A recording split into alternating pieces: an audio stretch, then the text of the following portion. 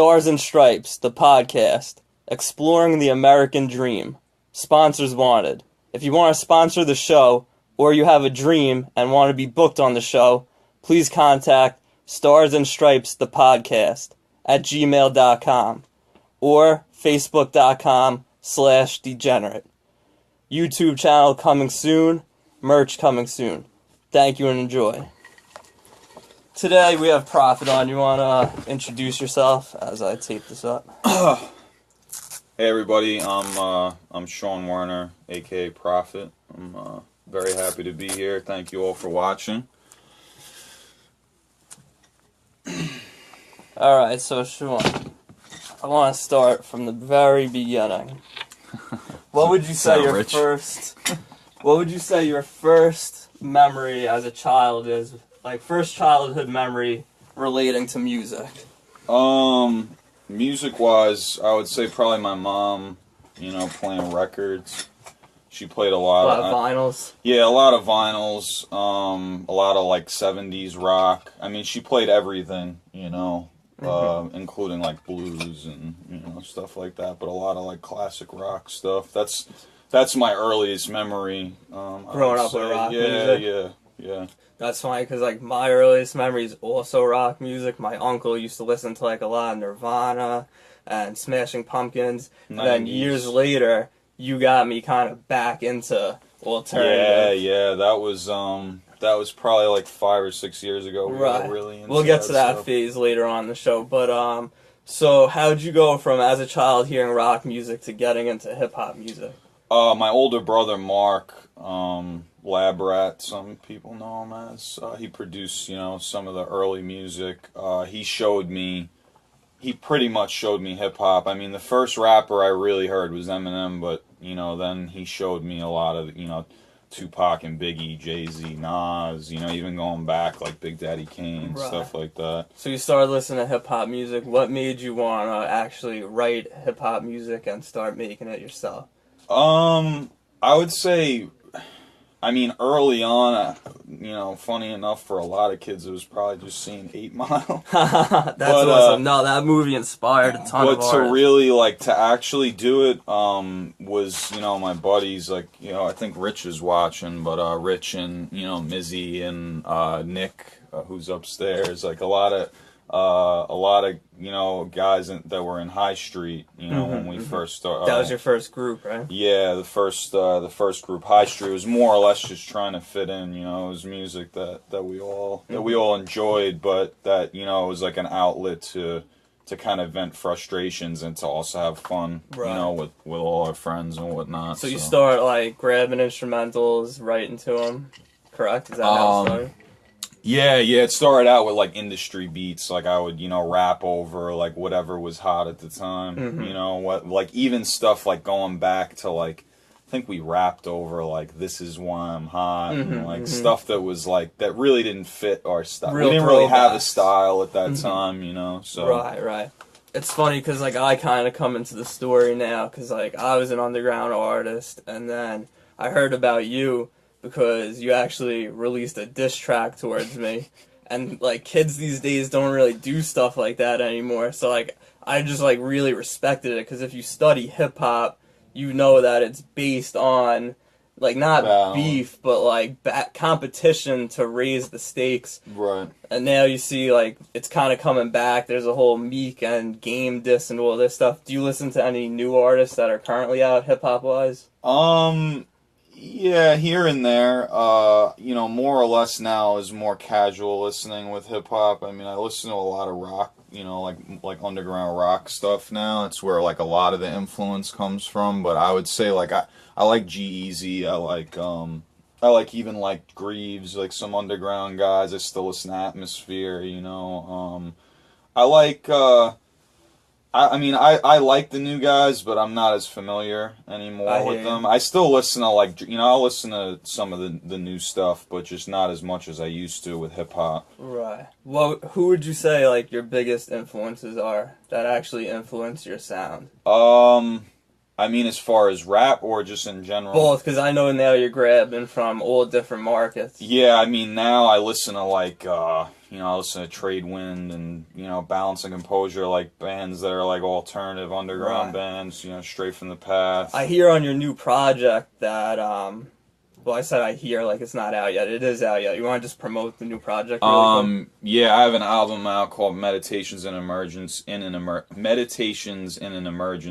and that came out July 21st, I believe, and it's ProfitNYC.com. You can listen to it for free, so if you want to go check it out after this.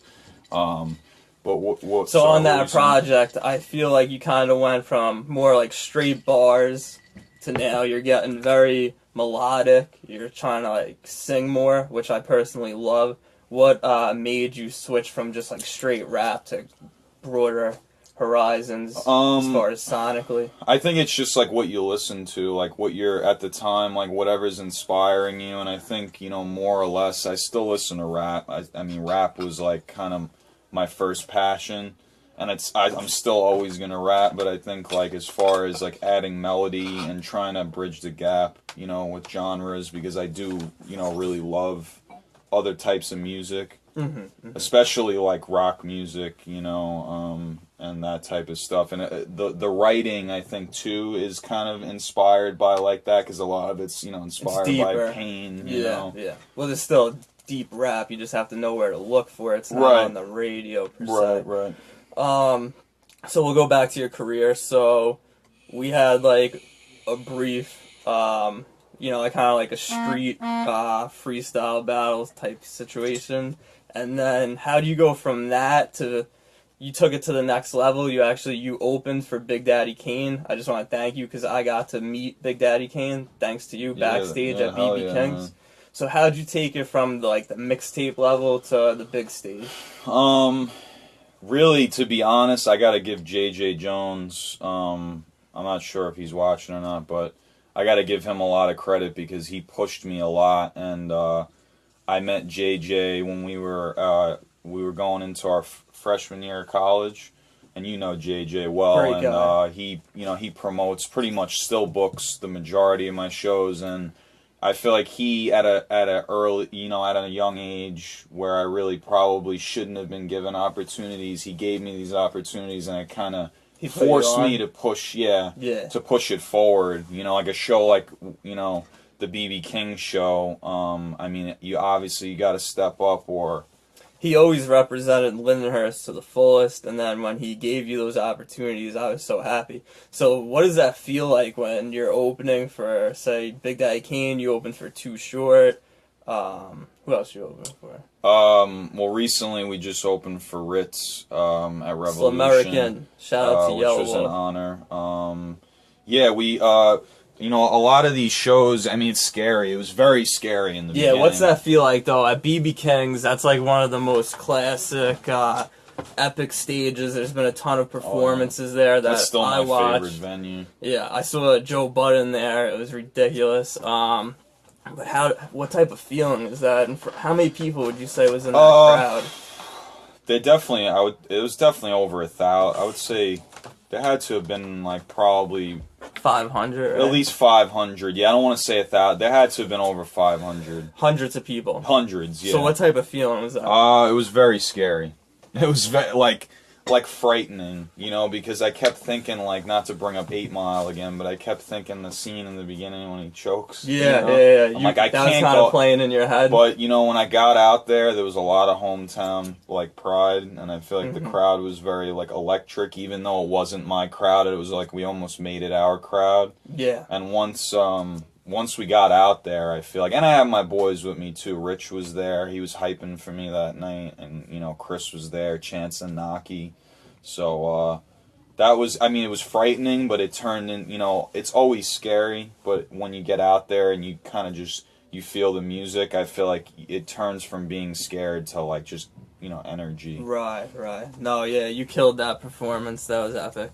Now there was tons of people there. I know people are asking me oh, can I get backstage to see Sean? But I couldn't bring everybody backstage, and some people got mad at you. And I kind of want to segue this into how does music affect your personal friendships and relationships? I guess the main thing, the only negative part of it, I think, is when it starts to become like a money thing. Like when you're starting to play, like, you know, like when people feel like you're not giving them a look, or, you know, it's not a friend thing anymore because it eventually becomes a business. I mean, even at the low level that we're at. You feel like some people are starting to use you for opportunity? Yeah, I mean, I wouldn't say that. I mean, what I'm doing isn't so big, but I feel like I do have certain connections, and I feel like over the years there's been some kind of like, not that I've really lost friends, but there's been some like bad blood, I guess, over like, you know, people feeling like they should get opportunities, or having to say no to people that are my friends in certain situations. Right. You know, that's like the toughest part. Right, Like, yeah. you know, with people that are, you know, I care about, like having to basically, you know, look out for myself. You know. Now, as far as the lyrics go, you're very personable in your lyrics. Has situations arise where someone might like realize you're speaking about them, or has that affected your writing where it gets so personal and you're like, oh, maybe I shouldn't say this in a record? There's definitely, I mean, I'm not gonna sit here and say that I've never, you know, filtered myself to an extent. I mean, I try not to. I feel like it's very unfiltered, which is why Most I of it's appreciate it. unfiltered. I mean, to be honest, if I'm ever talking about somebody directly, because there's some songs on, you know, excuse me, on the, you know, on the new album, and you know, that are about certain situations, relationships. I generally give that person the heads up. You know, Right. I mean, I'm not gonna say I'm not gonna release it if they don't like it, but I at least give them. To me, like, music is art, and like that's like my art form and It's how my you express expression. yourself, yeah. So I feel like I was a part of that relationship, so I should be allowed to express Speak on it. myself. But I'm not gonna. I don't feel like I've ever put anybody on blast.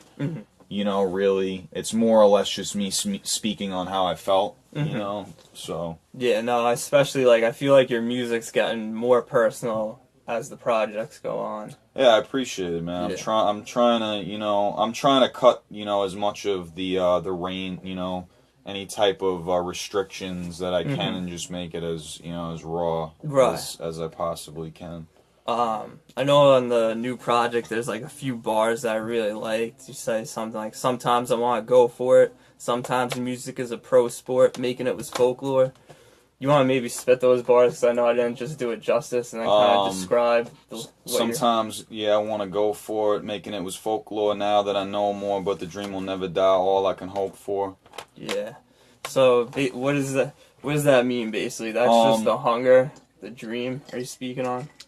That song that you're talking about is The Revenant, which I know was like your favorite because I showed you it like in the very the early stages. The video just dropped. Yeah, the video just dropped. It's directed by John Dice and Stephanie Bryson. It's on YouTube, so if you type in Prophet featuring Dice Revenant, and it will be up on ProfitNYC.com. Later tonight.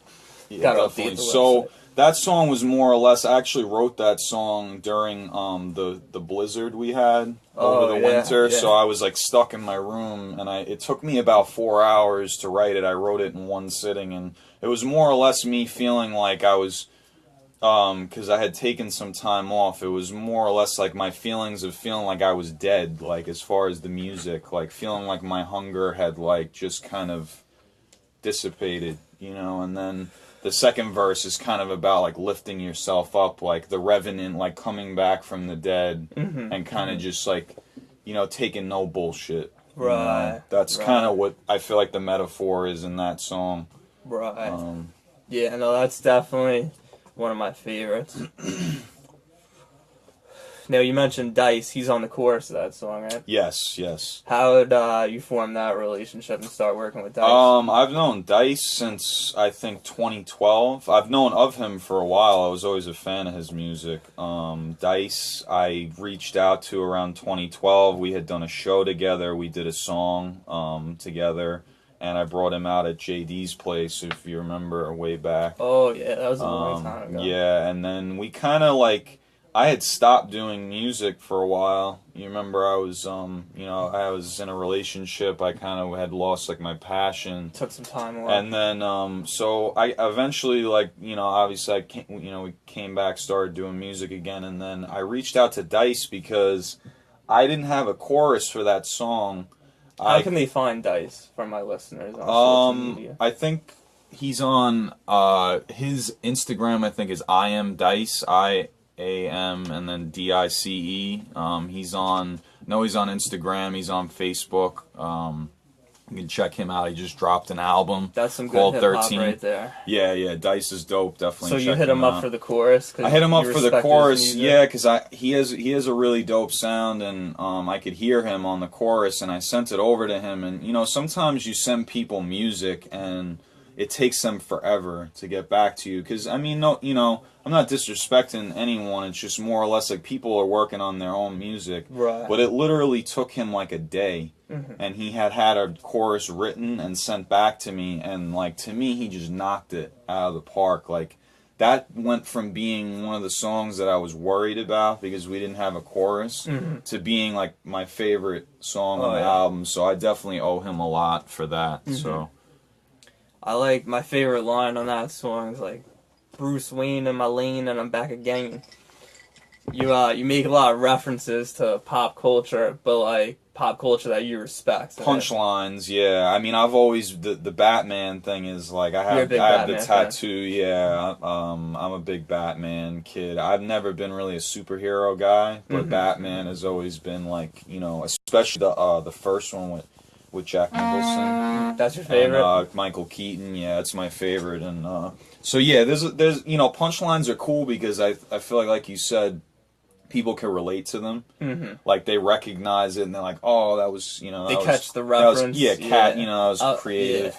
I definitely respect artists who make crazy references like that. One is Sadistic, who we actually got to meet. Dope. Yeah, at the Cage. Yeah, he opened for Cage. Cage. Sadistic's the man. Yeah. I feel like we're the only two people to ever shake Cage's hand. Yeah, he didn't want to. He really didn't want to. He's very against meeting fans, but me and you just he was went right up to him.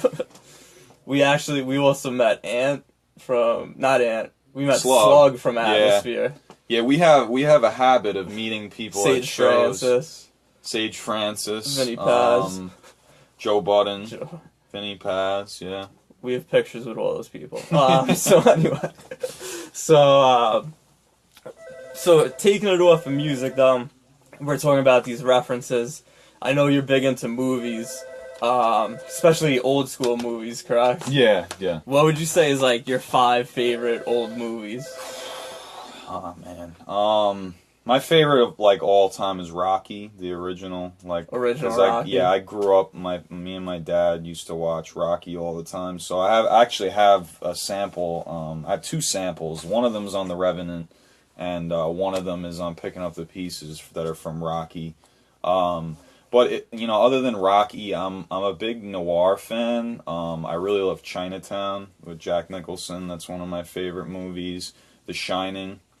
Because I love like thriller movies. You actually put me on to The Shining. First time I ever watched it. Do you feel like that movie's a big metaphor? Yeah. I think it's more or less like up to interpretation. Like, how do you interpret it? I mean, I feel like there were ghosts there. But some of it may have been inside his head too. Right. Like some of it was from alcoholism, I think. Right. The more I watch it, I start to feel like he's just hallucinating. Right. It's like it could go either way. Yeah. You know what I mean? It's I love movies like that. So The Shining. It's hard to say, but I love like a lot of crime movies. Like I love The Departed, Goodfellas, like. pretty much anything Scorsese or like Kubrick, Right. you know, or even Chris Nolan. Like I'm a really big like director guy. Yeah, Kubrick's the man. Yeah. Um. So, so now visually, a lot of times when you're on stage, you wear suits, and like you don't see a lot of rappers doing that. Now, what made you wanna artistically go that direction? Is it growing up? You're more mature now. Yeah, I mean, I really love that look. Like, I don't know, you know, I love like The Great Gatsby and you know, a lot of movies or even shows. Like I love that show Suits. I love Boardwalk Empire, Mad Men. Like a lot of these like period shows where or movies where they have really like sharp Retro type outfits, you know, yeah. suits. Yeah. And so really how it came about with wearing it on stage was more or less like because I work in the city, you know, when I'm not doing music. My day job is in Manhattan, so I had the suits and I enjoyed like dressing sharp. But then I also felt like, you know, on stage I did it. I think I did it once. I think I just wore it at one of the the release show for Reflection, and everyone was like, "Oh, like that's your, you know, that's your look." Like I feel like now when I don't do it, people get like angry with me. Why Like, aren't you dressed up as Prophet? yeah, like at the Rich show, my boy Breezy, for the sound guy at Revolution, he's like, "Where's the suit, man?" I'm like, "It's hot. It's hot up there. Like I feel like I'm dying when I'm wearing the suit, but I'll bring it back." No, I feel like it definitely adds to the performance. Oh shit, my man, Isotope, Great Gatsby. Yeah. So now, as far as you're on stage, you're rocking, so many times people will come up to me and be like, "Oh, that's your boy? Why isn't he famous yet? Like, this music's better than anything I hear That's on the cool, radio." man. I've so many people have told me that. So now, what do you feel like how is there a way of getting onto the radio, getting onto all these streaming sites, all this type of stuff?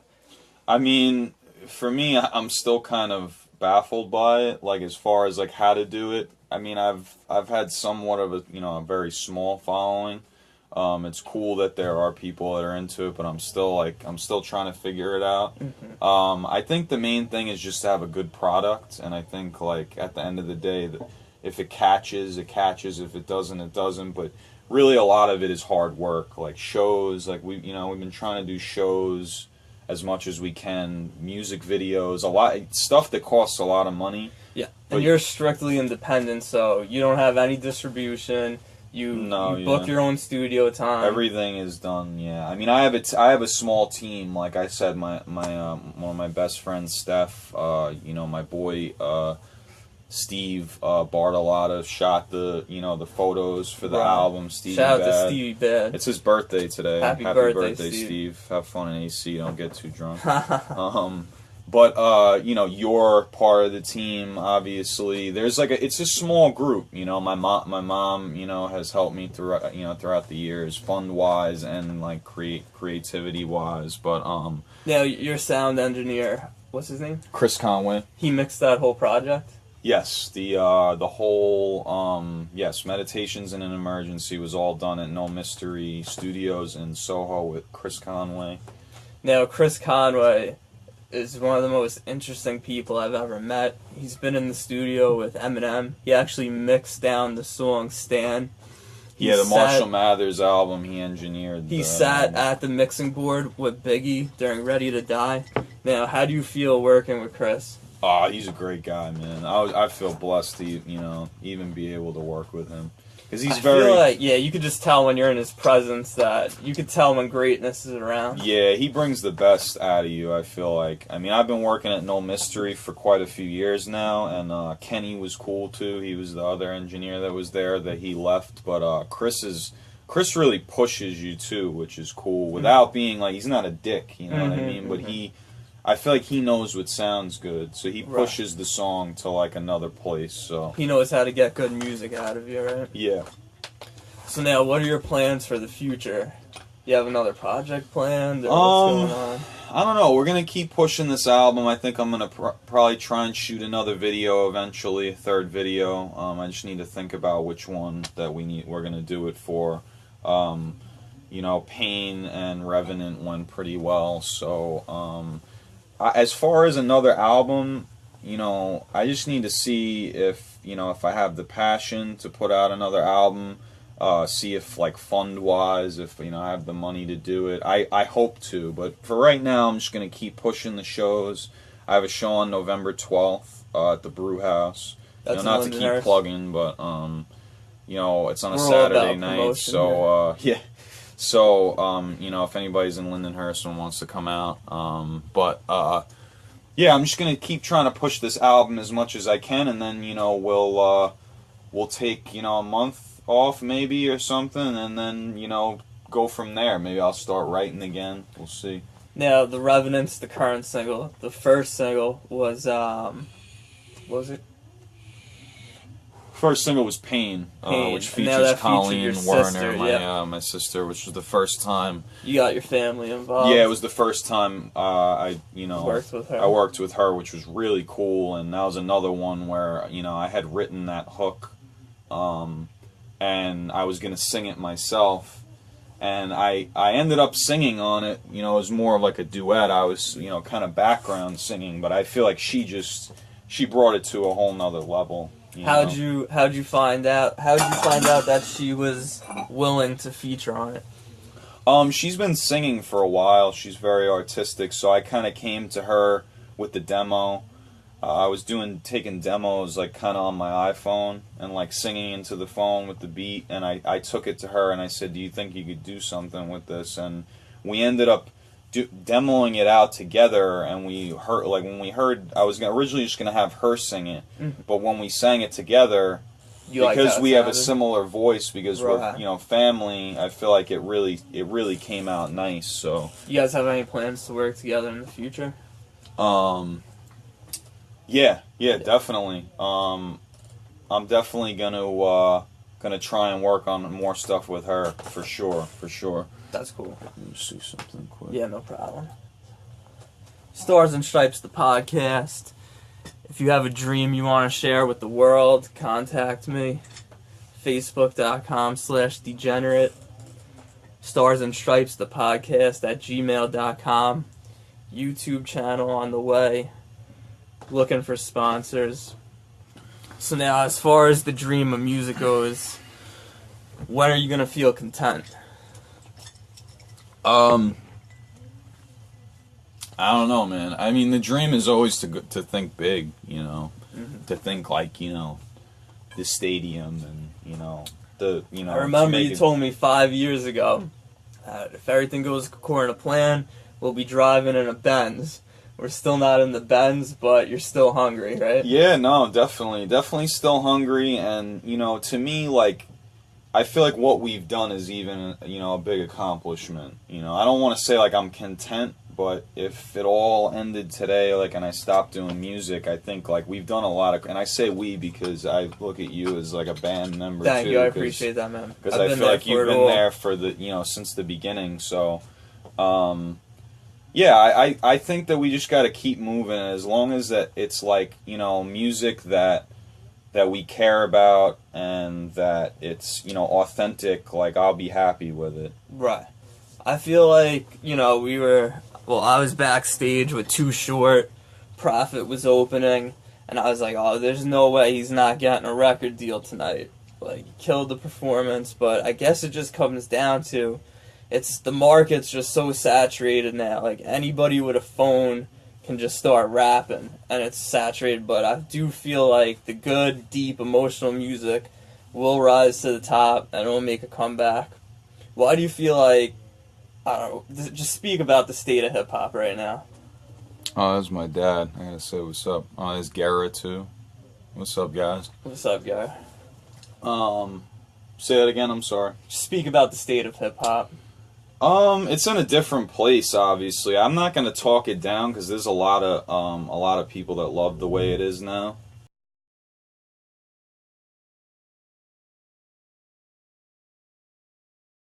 Up as much as I used to anymore. As long as it keeps growing, you know what I mean? I think that's cool. People are gonna hate stuff no matter what. There was people who hated, you know, Big E. There's people, you know, I do think that music was better for me personally. Eminem, 50 Cent, even like the early 2000s, you know, Nas, Jay-Z. But, you know, I think there are people who are still doing it. I think if you want like music with substance, you have to, you got to dig a little deeper.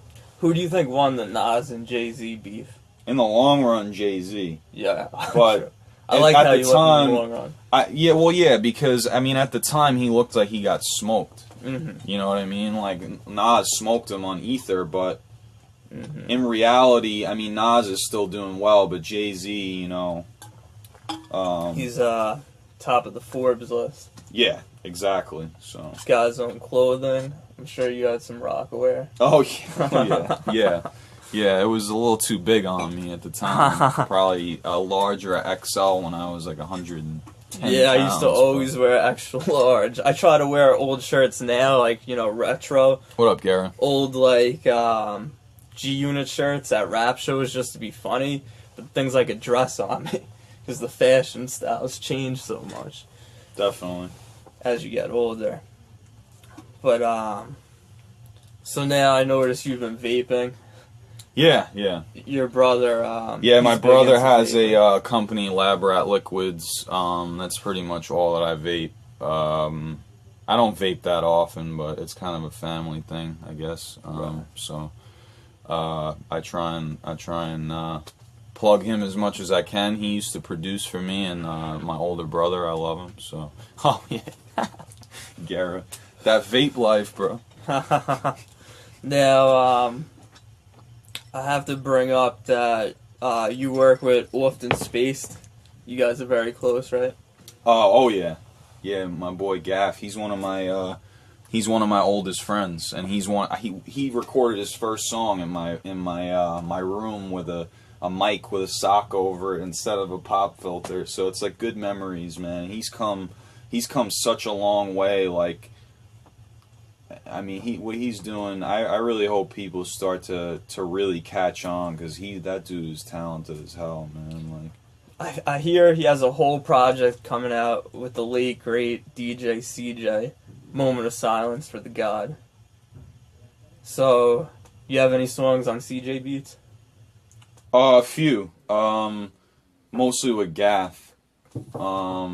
Me and CJ, like, we had different styles. It's funny because he was one of my best friends, but he more or less, like, I feel like he fit Gaff's style more. Yeah, Gaff's kind of into that. But like, as far, trippy yeah, hip-hop, as far as like a hip hop, like somebody I wouldn't be where I'm at if it wasn't for CJ, because CJ, you know, CJ pushed us so hard that I feel like, you know, he's still like in my head. CJ's you know, ear like, for music was just like top of the line. He knew about The Weeknd literally like 5 years before anybody heard of a Weeknd song. Yeah, he was a Weeknd fan like from the jump, and so was a lot of our friends. I mean, I think Garrow was watching. We all used to listen to The Weeknd like before The Weeknd was who he is. You know, today he's like a superstar now. But was it the Trilogy and the House of Balloons, like the mixtapes? We had that on repeat. Hell yeah. During our college years. Hell yeah. Is there anything you regret when it comes to music? Speaking of the college years, a lot of regrets. Yeah. No, when it comes to music? Not really. I mean, it took a lot of my youth. Mm-hmm. You know, I mean, I'm 25 a lot of time now, and money. a lot of time and money, but I don't think I would give it back. I mean, the experiences that we've had. You want to change it? I mean, what really more could I have done? You know, sometimes I sit there, I'm like, oh, I could have had more girls, or I could have had more this and that, but it's like... If I didn't put all my time you know what, like...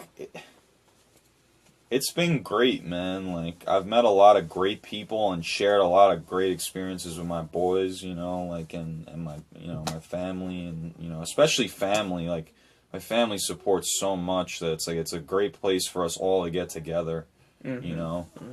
No, I really appreciated meeting Big Daddy Keen. What up, Tierney? As I'm a huge hip hop fan. I got to meet Big Daddy Kane. You just want to speak about that experience when we got to meet him? That was crazy, man. Because I mean, I'm a Big Daddy Kane fan, and he just has done so much for hip hop, like so much that I feel like he's almost forgotten about nowadays. But meeting him was an honor, and I almost feel like I wasn't even deserving of it at the time. I literally just shook his hand and was like, "You're a legend." And now you have some new artists that like won't even meet the openers, but he took the time out to actually have conversations with us. And that I'll always remember. I feel like that's the difference between the new age of hip hop and the old age. The old age, I feel like they're always giving helping hands, and the new age is just kind of like, oh, if you're their man, they're putting you on, but like they're not giving you no looks otherwise. No, definitely. That's definitely the case. So, do you have anybody else that you're trying to bring up musically? Who are you gonna put on? I don't know. I mean, I'm just willing to work with whoever. I want more people to listen to Gaff.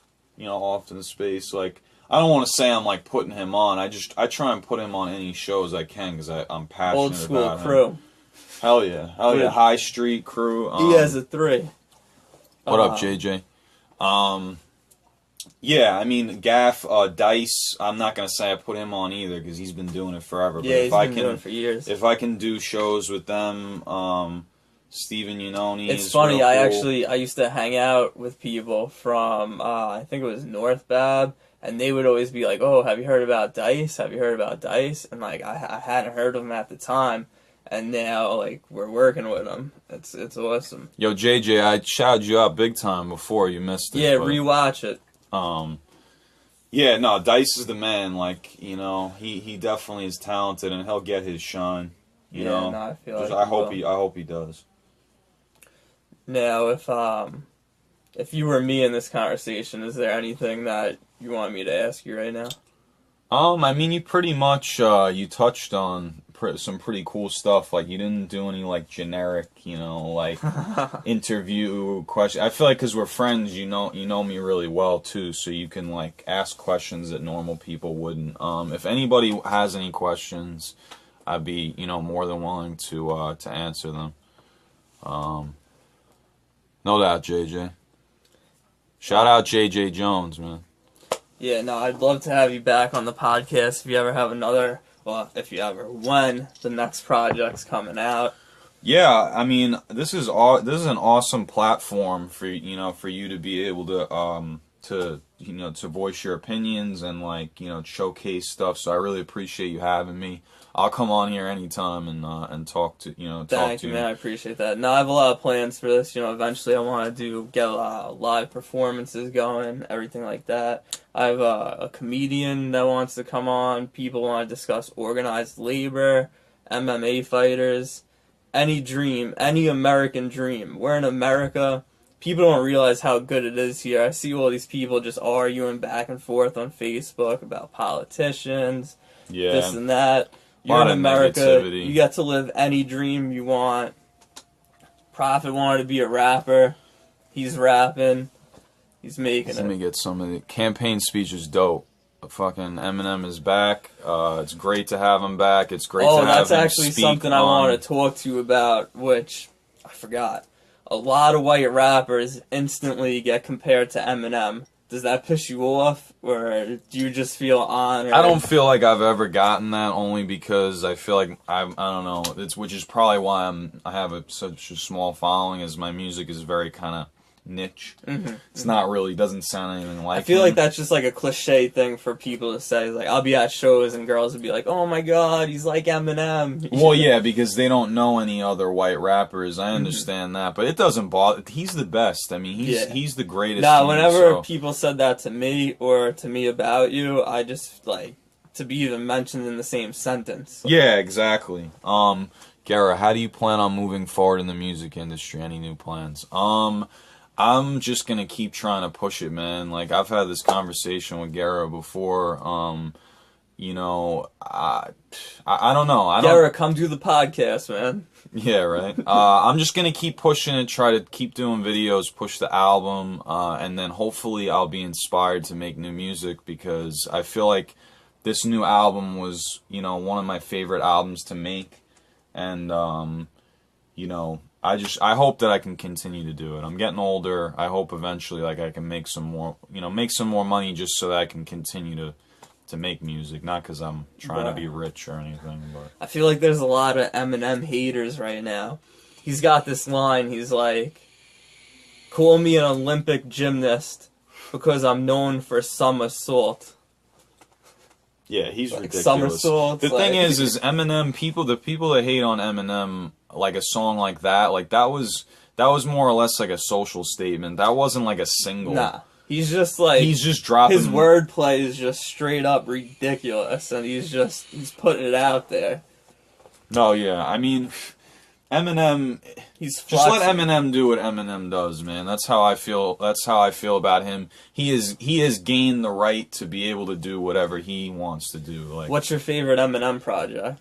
Marshall Mathers, the first album. I love all his stuff. That's the one with the girl in the trunk. No, that's the Slim Shady LP. The second album, I love the first album, but I think the second album was like what really like got me like to be just a huge fan. Mm-hmm.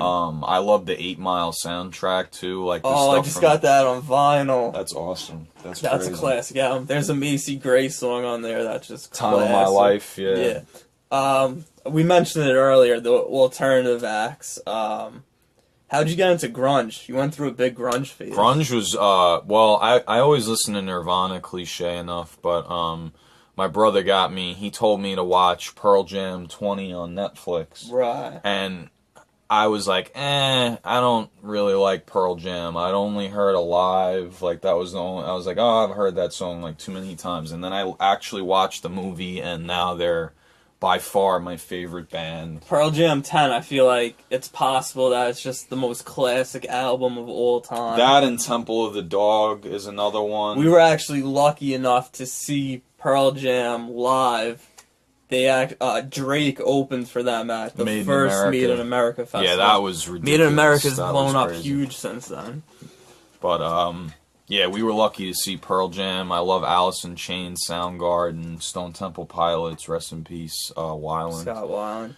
Now, why do you feel like so many artists fall into the traps of heavy drug usage? I mean, for them, I would say it's probably creativity or, depression, too. I mean, I've never been creative on anything. I've always done what I do sober. I don't even drink, really, when I'm, recording, or I'll drink after when I'm mixing it down or something, but, I don't use any type of drugs or alcohol, like, when I'm making music, but a lot of people do, and I've heard that, it sparks creativity. I am not, championing drugs. I don't, I have, it screwed up a lot of my friends' lives, and, I think it's terrible, so, but a lot of them, I think they had a lot of dark subject matter, so I think that a lot of them got into heroin, and, I feel like dark times just makes for some good music. Once you have everything in life, it becomes hard to be satisfied. That's true. That's very true, Gareth. I'm glad you're watching, man. I miss you. So that's pretty much all I got. If you want to just plug the show that's coming up. Yeah. Well, first, if anybody has any last minute questions, I just really appreciate you taking the time to watch. What up, Ant? What's up, brother? I have the show on November 12th at Brew House in Lindenhurst. It starts at 10 p.m. If you guys want to come out and check that out, I'm going to be performing stuff off the album. If you want to check out the album, ProfitNYC.com. And like I said, if you guys have any last-minute questions, I have some last-minute questions. You've been to a ton of live shows. Like you've seen everybody from Dave Matthews Band to Scott Weiland. Now, who would you say was the best live performer? For me, it was that Made in America, the Pearl Jam Yeah, show. I think that That was was the the best best performance I ever saw. But I mean, I've seen some real. Eddie Vedder is just Eddie Vedder ridiculous. is unreal. If anyone is a fan of Pearl Jam, like, you need to go see them live. It's ridiculous. But I mean, seeing Balance and Composure at St. Vitus, I was with Stephen Tyler and Steve Ryan. What up, Steve Ryan? That was an incredible show. Eminem at Yankee Stadium, and that was crazy. Yeah, we and both the other saw one, him Giant twice. Stadium. Yeah. Eminem and Rihanna. They went on their little tour together. As far as music that, you know, people know you're into alternative, people know you're into hip hop. What's something that, you know, like, people wouldn't expect that Prophet listens to?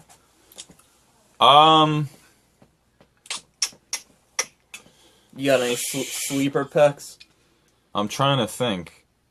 I really like Marky Basie.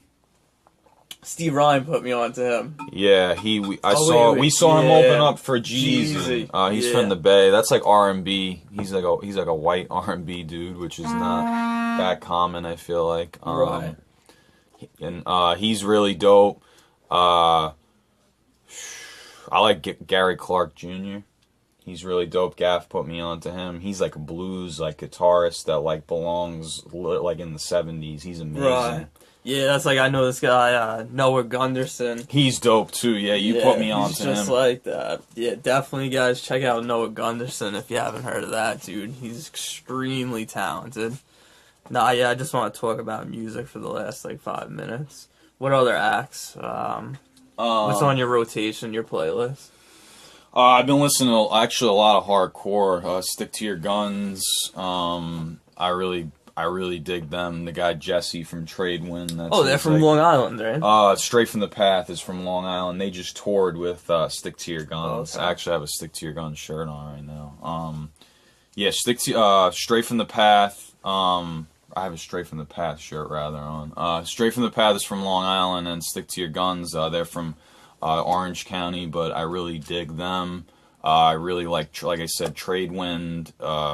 You guys should go check them out. Yeah, there you go. Warm-up music. My man Isotope knows. Dave East is dope.